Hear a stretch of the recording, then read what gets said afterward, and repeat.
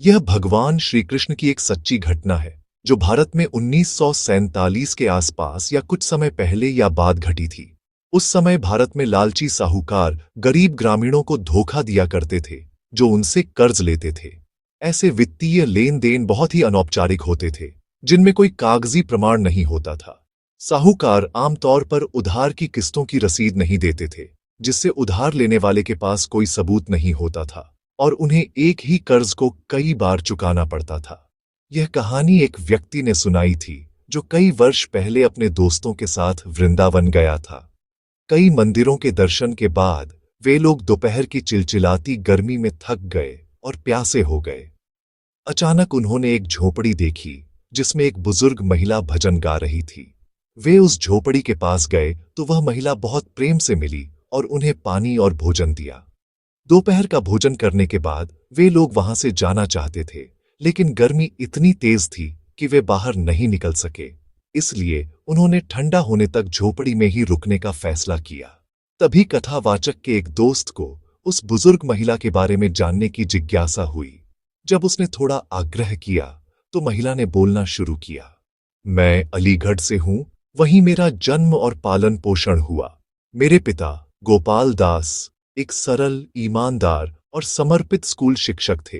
उन्होंने कभी बड़े धन की कामना नहीं की और जो भी किस्मत ने उन्हें दिया उसमें संतुष्ट रहते थे। मेरे दो छोटे भाई थे और दोनों स्कूल जाया करते थे। हम भले ही किसी भी मानक से गरीब थे, फिर भी जीवन चलता रहा। धीरे धीरे मेरी उम्र बढ़ी और मैं विवाह योग्य हो गई। हमारे आर्थिक हालात को लेकर मेरे पिता अक्सर चिंतित रहते। उन्हें यह सोच सोचकर चिंता होती कि मेरी शादी कैसे कर पाएंगे, लेकिन फिर भी वे हिम्मत बनाए रखते। उन्होंने कई दोस्त बनाए, जिनमें से एक थे श्री शास्त्री, जो बहुत मिलनसार स्वभाव के थे। मेरी मां अक्सर मेरे पिता की लापरवाह जीवन शैली पर आपत्ति जताती थीं। वे अक्सर उन्हें यह कहकर उलाहना देती थीं कि उन्होंने न तो बेटी की शादी के लिए पैसे बचाए हैं और न ही बेटों की पढ़ाई के लिए। इस पर मेरे पिता अपने सरल विश्वास के साथ कहते, जब जरूरत पड़ेगी तो मैं अपने अमीर दोस्तों से उधार ले लूंगा और बाद में लौटा दूंगा। मेरी मां को हमेशा पक्का विश्वास रहता था कि मेरे पिता के कोई भी दोस्त उन्हें कभी आर्थिक मदद नहीं करेंगे और वे अक्सर उन्हें इस बारे में चेतावनी देती थीं। लेकिन मेरे पिता बड़े आराम से मां की इन शंकाओं को टाल देते थे। आखिरकार मेरी शादी का समय आ गया। स्वाभाविक रूप से मेरे पिता श्री शास्त्री के पास कुछ पैसे उधार लेने गए, लेकिन उन्हें बहुत कड़वा झटका लगा जब श्री शास्त्री ने उन्हें साफ मना कर दिया और कहा कि मेरे जैसे निर्धन व्यक्ति से पैसे वापस मिलने की कोई उम्मीद नहीं। इतना ही नहीं, उस निर्मम शास्त्री ने मेरे पिता के अन्य मित्रों को भी सावधान कर दिया कि वे भी उन्हें कोई पैसा न दें। मेरे पिता के किसी भी तथाकथित मित्र ने उनकी मदद के लिए हाथ नहीं बढ़ाया। मेरी मां को यह कतई आश्चर्य नहीं हुआ, क्योंकि वह पहले से जानती थीं कि ऐसा ही होगा। दोस्तों से तिरस्कार मिलने के बाद मेरे पिता की चिंता दिन ब दिन बढ़ती गई। मेरी शादी का दिन तेजी से नजदीक आ रहा था और विवाह आयोजन के लिए एक पैसा भी नहीं था। शादी में हमेशा धन की जरूरत होती है, भोजन, रस्मों, दहेज आदि के लिए। मेरे पिता बहुत परेशान और तनावग्रस्त हो गए थे। पूरे दिन वे इधर उधर भटकते रहते कि किसी तरह मेरी शादी के लिए पैसे का इंतजाम हो जाए, लेकिन उन्हें कहीं से भी सफलता नहीं मिली। वे अक्सर रात का खाना नहीं खाते और चुपचाप सोने चले जाते। दोस्तों का ऐसा व्यवहार उन्हें भीतर से तोड़ रहा था। आखिरकार मेरी शादी में सिर्फ 5 दिन रह गए थे। तभी मैंने देखा कि मेरे पिता बहुत सी शादी की चीजें लेकर घर लौटे, जैसे बिस्तर, कपड़े, बर्तन, मिठाइयां, गहने वगैरह। मुझे और मेरी मां को यह देखकर बेहद आश्चर्य हुआ कि जिस व्यक्ति के पास कल तक एक पैसा नहीं था, वह अचानक इतना सब कुछ कहां से ले आया। जब हमने पूछा तो मेरे पिता ने शांत आत्मविश्वास के साथ उत्तर दिया, मैंने घर गिरवी रख दिया और लक्ष्मीचंद साहूकार से कर्ज लिया है। ये सुनते ही मेरी मां आग बबूला हो उठी, क्योंकि उन्होंने लक्ष्मीचंद की धोखेबाजी की कई कहानियां सुनी थीं। जो भी उससे कर्ज लेता था, उसकी संपत्ति अंततः उसके हाथ से निकल जाती है। लक्ष्मीचंद एक लालची और चालाक व्यक्ति था, जो अकाउंट की हेरफेर में माहिर था और ज्यादातर अनपढ़ और बेबस ग्रामीणों को उनकी संपत्ति से वंचित कर देता था। वह दो अलग अलग बहीखाते रखता था, एक असली और एक नकली। उसे कानूनी पेचों की अच्छी जानकारी थी और वह चालाक वकीलों से मिला हुआ था, जिससे उसे अपने गलत कामों को बेधड़क अंजाम देने में मदद मिलती थी। मेरी मां ने मेरे पिता को जमकर डांटा और घर में तनाव का माहौल बन गया। मां को पूरा यकीन था कि अब हमारा विनाश तय है, लेकिन मेरे पिता ने उन्हें शांत करने की पूरी कोशिश की और कहा कि उनके डर निराधार हैं। शादी के बाद वे लक्ष्मी चंद का सारा कर्ज चुका देंगे और घर छुड़ा लेंगे। मां को पिता की बातों पर भरोसा नहीं था, क्योंकि उन्हें लगा कि शादी के बाद पिता लापरवाह हो जाएंगे और कर्ज चुकाने की ओर ध्यान नहीं देंगे। मगर मां की यह शंका गलत साबित हुई। शादी के बाद मेरे पिता ने दिन रात मेहनत की ताकि कर्ज चुका सकें। लगातार 4 महीनों तक उन्होंने इतनी कठोर मेहनत की कि उनके स्वास्थ्य पर बुरा असर पड़ा, लेकिन उन्होंने लक्ष्मीचंद का सारा कर्ज चुका दिया। भारत में ग्रामीण हिंदू यह मानते हैं कि किसी शुभ पारिवारिक अवसर जैसे विवाह के बाद गंगा स्नान करना एक पवित्र कर्तव्य होता है। कर्ज चुकाने के कुछ ही दिनों बाद मेरी मां गंगा यात्रा के लिए जोर देने लगी। उस समय पिता के पास पैसे नहीं थे, इसलिए उन्होंने मां से थोड़ा इंतजार करने को कहा। कई महीनों की कड़ी मेहनत के बाद अब उनके बूढ़े शरीर में और परिश्रम की ताकत नहीं बची थी, इसलिए वे यात्रा टालने की कोशिश कर रहे थे। लेकिन मां अपनी बात पर अड़ी रहीं।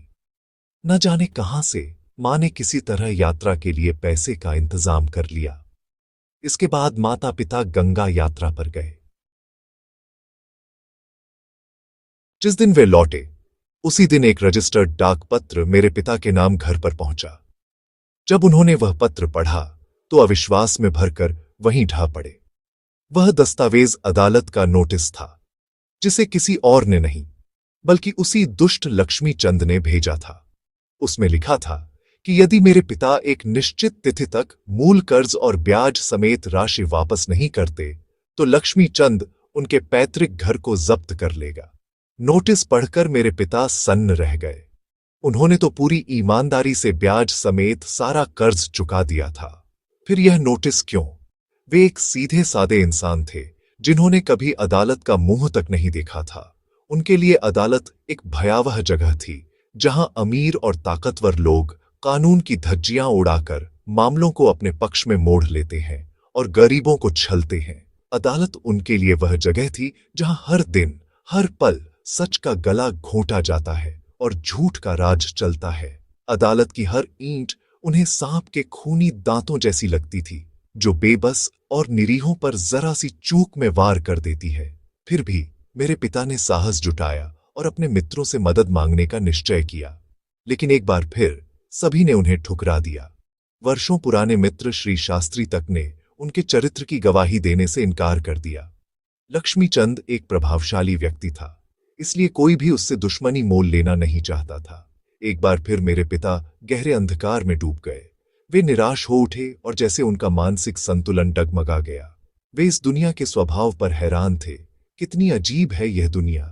ईमानदारी से ब्याज समेत कर्ज चुकाने के बाद भी अगर कोई व्यक्ति कोर्ट का नोटिस पाए तो और क्या कहे। वे कांप उठे, यह सोचकर कि अगर उन्होंने घर खाली नहीं किया तो उनके साथ क्या होगा। वे खुद को अदालत में घसीटा जाता हुआ सोचने लगे, जहां उनका अपमान होगा, उन्हें जज, वकील और लक्ष्मीचंद के सामने गिड़गिड़ाना पड़ेगा। उनके परिवार की इज्जत मिट्टी में मिल जाएगी और न जाने क्या क्या होगा। मेरी मां ने उनके माथे पर हाथ रखा। वह बुखार से तप रहा था। अगली सुबह मेरे पिता उसी हालत में उठे, उदास और परेशान। उन्होंने तय किया कि वे लक्ष्मीचंद के पास जाकर खुद पूछेंगे कि वह ऐसा क्यों कर रहा है। मेरी मां को आशंका थी कि वहां कोई बहस या झगड़ा हो सकता है, इसलिए वह भी पिता के साथ चल दी। जब मेरे पिता लक्ष्मीचंद के घर पहुंचे तो वह बहुत गर्मजोशी से पेश आया। उसने मेरे माता पिता का स्वागत किया और उन्हें नाश्ता भी करवाया। लक्ष्मीचंद ने मेरे पिता के पैर भी छुए, सम्मान के प्रतीक के रूप में, और उनका हालचाल पूछा। जब मेरे पिता ने उससे पूछा कि यह सब वह क्यों कर रहा है, तो लक्ष्मीचंद ने स्वीकार किया कि मेरे पिता ने पूरा कर्ज और ब्याज चुका दिया है, लेकिन उसने कहा कि उसकी असली दिलचस्पी मेरे पिता के घर में है और वह किसी भी कीमत पर वह घर चाहता है। उस चालाक साहूकार ने तो यहां तक कहा कि वह मेरे पिता को वह सारी रकम लौटा देगा जो उन्होंने उसे चुकाई थी, लेकिन बदले में घर उसे दे दिया जाए। उसने चेतावनी दी कि अगर मेरे पिता ने यह प्रस्ताव नहीं स्वीकार किया तो उन्हें अदालत में खूब परेशान किया जाएगा। मेरे पिता ने विनती करते हुए कहा कि वह ऐसा न करे, क्योंकि अगर उन्होंने घर खाली कर दिया तो उनके पास अपनी पत्नी और 2 बेटों के साथ रहने की कोई जगह नहीं होगी। साथ ही वह घर उनका पैतृक घर था, जिसे वह किसी भी हालत में छोड़ नहीं सकते थे। लेकिन यह सब कहना बेकार था। लक्ष्मीचंद जरा भी नहीं पिघला। उसने सख्ती से कहा कि मेरे पिता उसे नैतिकता का पाठ न पढ़ाए। उसने 2 टूक शब्दों में कहा कि उसने एक प्रस्ताव रखा है, या तो मेरे पिता उस प्रस्ताव को मान लें और अपने घर के बदले पैसे ले लें, या फिर अदालत में चक्कर काटते रहें और मानसिक यातना सहते रहें। यह सुनकर मेरी मां अपना आपा खो बैठी और लक्ष्मीचंद को चेतावनी दी कि किसी को इस तरह सताना ठीक नहीं है। उन्होंने कहा कि दुनिया की हर अदालत से ऊपर भगवान की अदालत है और वहां एक दिन लक्ष्मीचंद को न्याय अवश्य मिलेगा। गहरे निराश होकर मेरे माता पिता घर लौट आए। मेरे पिता पहले ही अपने झूठे और मौके के दोस्तों की बेरुखी से दुखी थे, इसलिए उन्होंने किसी से सलाह लेने की जरूरत नहीं समझी। लेकिन मेरी मां बार बार उनसे आग्रह करती रहीं कि वे किसी से मदद लें। अंततः परेशान होकर मेरे पिता घर से निकल पड़े। संयोग से उस दिन हरियाली तीज का त्योहार था और अलीगढ़ से एक बस वृंदावन के लिए जा रही थी, जिसमें भगवान श्री कृष्ण के भक्त जा रहे थे। मेरे पिता गहरे सोच में डूबे हुए अनजाने में ही उस बस में चढ़ गए। उन्हें यह भी नहीं पता था कि बस कहां जा रही है, क्योंकि वे अपनी मानसिक पीड़ा में पूरी तरह उलझे हुए थे। ऐसा हुआ कि उस बस का कंडक्टर उनका एक पुराना छात्र निकला। उसने आदरपूर्वक उन्हें अपने पास बैठाया। बातचीत के दौरान मेरे पिता को पता चला कि यह बस विशेष अवसरों पर अलीगढ़ से वृंदावन श्री कृष्ण के भक्तों को लेकर जाती है, और आज ऐसा ही एक दिन था। अब मेरे पिता की आत्मा भी श्री कृष्ण के दर्शन की आकांक्षा से भर उठी। कंडक्टर ने रास्ते भर यात्रियों से सुनी कई चमत्कारी कहानियां श्री कृष्ण की महिमा से संबंधित मेरे पिता को सुनाई। इसके अलावा उसने अपनी खुद की कहानी भी बताई, कैसे कई वर्ष पहले वह एक निर्धन, भूखा, बेघर युवक के रूप में वृंदावन पहुंचा था, कैसे उसने श्री कृष्ण से रो रो कर प्रार्थना की और कैसे चमत्कारिक रूप से उसकी दूर की एक अमीर मौसी ने उसे वहां देख लिया, उसे गोद लिया और अपने ट्रांसपोर्ट व्यवसाय में उसे काम दे दिया। वह बस भी उसी मौसी की कई बसों में से एक थी। इसी दौरान बस वृंदावन पहुंच गई और यात्री उतरने लगे। बस 2 घंटे बाद अलीगढ़ के लिए लौटनी थी, इसलिए यात्रियों को वृंदावन में भ्रमण के लिए 2 घंटे का समय मिला। कंडक्टर मेरे पिता को श्री कृष्ण के प्रसिद्ध मंदिर कुंज बिहारी अर्थात बांके बिहारी जी के पास ले गया। मेरे पिता ने सच्चे भाव से अपने आप को भगवान श्री कृष्ण को समर्पित कर दिया।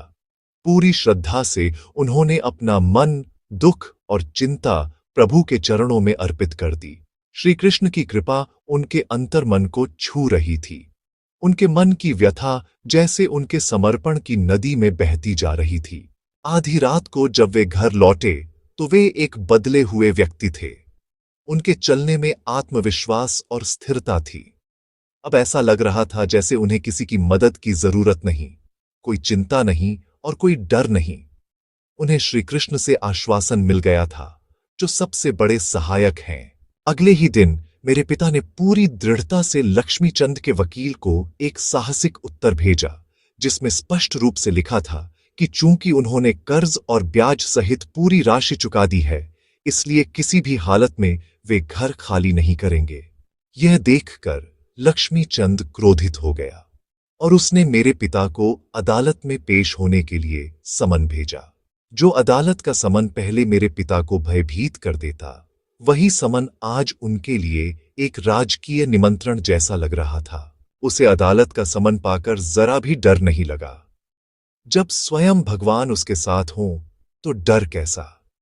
तय दिन पर मेरे पिता अदालत पहुंचे। वहां न्यायाधीश ने उनसे पूछा कि क्या उनके पास भुगतान की कोई रसीद है जो लक्ष्मीचंद ने पूरी राशि प्राप्त करने के बाद दी होनी चाहिए थी। मेरे पिता ने मासूमियत से उत्तर दिया कि न तो लक्ष्मीचंद ने कभी कोई रसीद दी और न ही उन्होंने कभी उससे भुगतान का कोई प्रमाण मांगा। उनका लेन देन आपसी विश्वास और भरोसे पर आधारित था और उन्हें रसीद की आवश्यकता नहीं महसूस हुई। फिर न्यायाधीश ने उनसे किश्तों की तिथियां और हर किश्त की राशि पूछी। मेरे पिता ने अपनी डायरी देखी और तुरंत सभी विवरण साफ साफ बता दिए। उधर लक्ष्मीचंद ने अपनी दोहरी बही खातों में से नकली बही खाता अदालत में प्रस्तुत किया। उस नकली रिकॉर्ड में स्वाभाविक रूप से किसी भी भुगतान का कोई उल्लेख नहीं था। मेरे पिता बार बार यह कहते रहे कि उन्होंने स्वयं लक्ष्मीचंद को उन भुगतानों की प्रविष्टियां करते देखा था, लेकिन आज लक्ष्मीचंद की बही में उन रकमों का कोई नामो निशान नहीं था। लक्ष्मीचंद का वकील मेरे पिता को झूठा कहने लगा। उसने यह भी मांग की कि मेरे पिता यह सिद्ध करे कि उन्होंने भुगतान किसी गवाह की उपस्थिति में किया था। मेरे पिता चुप रह गए क्योंकि उनके पास कोई गवाह नहीं था। वास्तव में कोई गवाह था ही नहीं। अब आशा की किरण भी मंद पड़ने लगी थी। उन्हें कहीं से कोई मदद नहीं दिख रही थी। तभी अचानक उन्हें श्री कृष्ण की याद आई, सारे रक्षकों के रक्षक। भगवान की वह दिव्य छवि उनके मन में उभर आई। मुरली को अपने सुंदर होठों से लगाकर मुस्कुराते श्री कृष्ण की छवि, एक ऐसी मुस्कान जिसमें सारा ज्ञान और आश्वासन समाया हुआ था। मेरे पिता ने गहराई से श्री कृष्ण से प्रार्थना की, उस करुणा के महासागर से। फिर अचानक मेरे पिता ने न्यायाधीश से कहा, कृष्ण मेरे गवाह हैं। जब जब मैंने भुगतान किया वो मेरे साथ थे। अदालत में किसी को यह संदेह नहीं हुआ कि मेरे पिता भगवान श्री कृष्ण की बात कर रहे हैं। सबने यही समझा कि कृष्ण शायद कोई व्यक्ति है, क्योंकि भारत में बहुत से लोगों का पहला नाम कृष्ण होता है। इस पर वकील ने एक बार फिर मेरे पिता से गवाह का नाम बताने को कहा। मेरे पिता ने कहा कि गवाह का नाम कृष्ण है। वकील ने गरजते हुए उनसे गवाह का पता पूछा। मेरे पिता ने जवाब दिया, वृंदावन। जब वकील ने गवाह के पिता का नाम पूछा तो मेरे पिता ने थोड़े संकोच के बाद कहा, स्वामी हरिदास।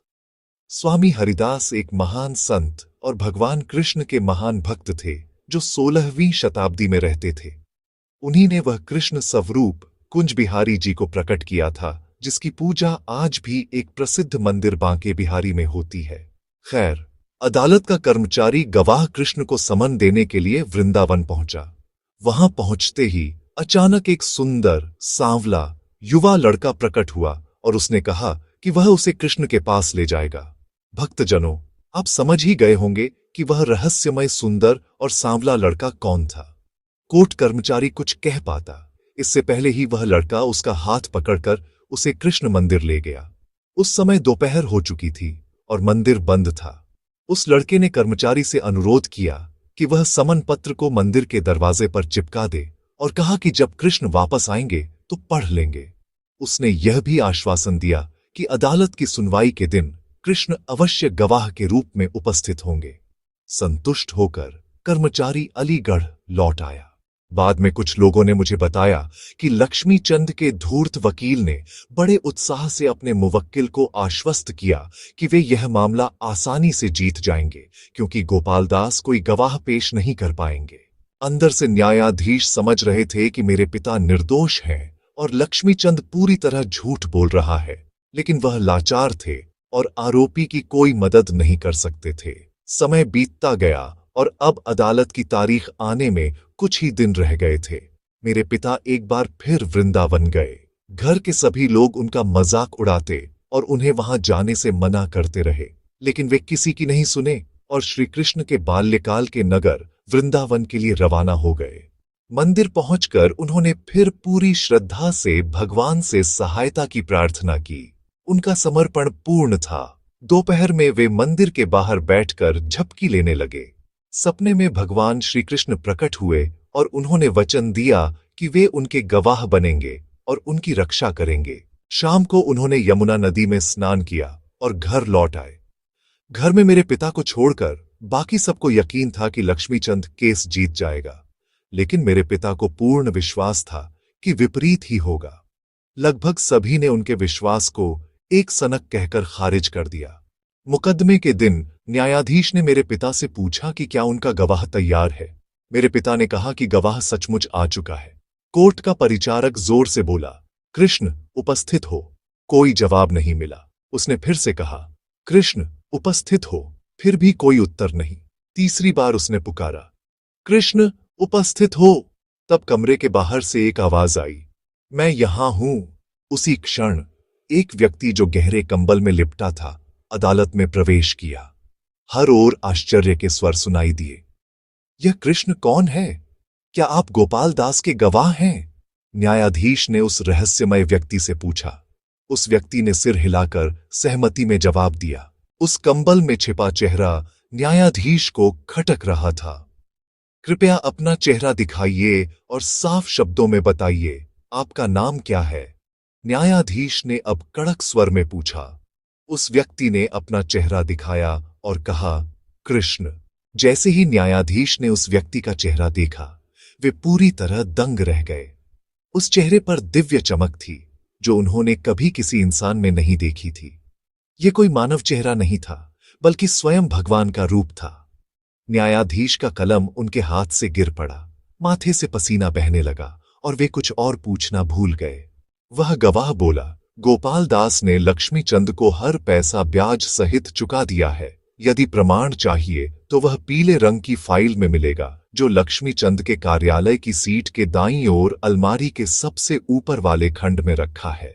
गोपाल दास के सभी लेन देन दास नाम के तहत फाइल के पेज 2 पर पूरी तरह दर्ज है। मैं आपको बिल्कुल सही राशि और भुगतान की तारीखें भी बताऊंगा। गवाह ने लेन देन का हर विवरण बताया। अदालत के सभी लोग स्तब्ध रह गए। लक्ष्मी चंद कांप रहा था। उसका वकील जैसे मूर्ख की तरह खाली दिमाग से घूर रहा था। कुछ देर बाद न्यायाधीश ने अपनी भावनाओं को संभाला और गवाह से पूछा, क्या आप उस फाइल को पहचान सकते हैं? गवाह ने उत्तर दिया, बिल्कुल। न्यायाधीश ने अदालत की कार्यवाही स्थगित कर दी और गवाह गोपाल दास, लक्ष्मी चंद के वकील और 2 अदालत के परिचारकों के साथ लक्ष्मी चंद के कार्यालय, जो उसके घर का हिस्सा था, गए। वहां पाया गया कि वह फाइल बिल्कुल वैसी ही थी जैसी गवाह ने अदालत में बताई थी। लक्ष्मी चंद की बेईमानी पूरी तरह से स्पष्ट हो गई। अदालत ने उसे रंगे हाथ पकड़ लिया। जब न्यायाधीश मुड़े तो गवाह कहीं दिखाई नहीं दिया। उसी क्षण न्यायाधीश को एहसास हुआ कि वह गवाह कोई और नहीं बल्कि स्वयं कृष्ण थे, जो गोपाल दास की प्रार्थना का जवाब लेकर आए थे। उस दिन के बाद मेरे पिता कभी घर वापस नहीं लौटे और अपना शेष जीवन एक साधु की तरह बिताया। जो व्यक्ति इस तरह से भगवान की कृपा प्राप्त करता है, वह पहले जैसा नहीं रह सकता। ऐसा व्यक्ति सभी भय और असुरक्षा से मुक्त हो जाता है। कुछ ही समय बाद न्यायाधीश ने भी अपनी नौकरी छोड़ दी, साधु बन गए और अपना बचा हुआ जीवन कृष्ण को समर्पित कर दिया। इतना ही नहीं, इस घटना से जुड़े सभी लोग अब पहले जैसे दुनिया को नहीं देखते थे। किसी न किसी रूप में भगवान की कृपा ने उनके जीवन को भी छू लिया था। यदि आपको यह कथा अच्छी लगी है तो कृपया वीडियो को लिखे करें कमेंट्स में जय श्री कृष्ण लिखें। कथा को सुनने एवं प्रचार करने के लिए आपका धन्यवाद। जय श्री राधा कृष्ण।